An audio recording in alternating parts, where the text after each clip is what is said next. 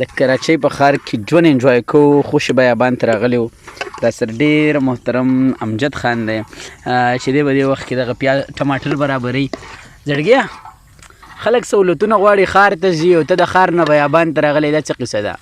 بس دلته ځکه راغلی چې دې مې کلي مینه سړی ماتېږي او د کلي چې کوم یادونه کوم پروګرامونه هغه شانې پروګرام مو جوړ کړی نه. جانزیب خان دا غوسه ده د پتیلې ته یو طرف ته ناست دی. څه تیاری روان دی په دې اړخ راسره ډېر محترم زمونږ صادق صاحب ناست دی. موږ غواړم چې دا وخت موږ په یو دغسې ځای کې تېر کړو. دا مقامې په دې کلي غونډه کې ماحول کې ډېر مزه کوي ځکه د ښار ژوند دی تاسو ټول ته معلوم دی چې هغه څنګه وي او ځکه ښار موږ پرېښی دی کلیوال. هاي هاي ډېر ښه. ډاکټر راسره ناست دی. ډاکټر صاحب تاسو خو په دې کوم فیلډ کې چې نو خلکو ته سوالونه محنتونه کوئ چې یاره ملیریا راوتې ده، هر طرف ته مچړ دي، نو په خپله داسې کور دې پرېښی دی د مچرو په منځ کې ناستې، څه میسیج ورکوي؟ دا خو مچرو منځ کې چې ناست یم ملګرو سره دا مچر ماته مچر نه ښکاري.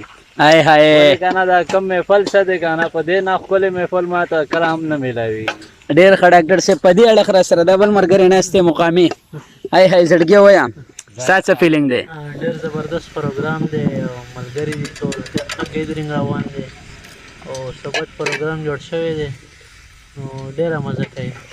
ډېره مننه ملګرو. په دې وخت کې جانزیب غوسه دی، وروستو به د ده نه ټپې ورو او خبرې اترې به هم کوو. هاي هاي دا وګورئ زړګو، دا چې دی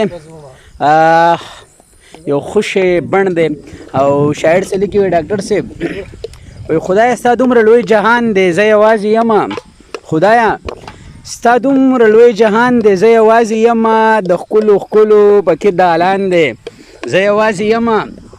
او امجد صاحب وایي د دې نه نوره بدبختي به زما څه کیدی شي، نری سیلی ده تیز باران دی او زه یوازې یمه، خدایه د چا به څه ارمانونه نه وي زما خو دقه یو ارمان دی زه یوازې یمه. طاهر خانه وایي د اختر شپه مې نو د نورو شپو په شانتې هم وخوړه، د چا د نه راتلو امکان دی زه یوازې یمه. نو نن یوازې نه یم، نن راسره دا ډېر محترم ملګري ناست دي، نور هم در سره دغه پروګرام شریکوو، راسره اوسئ.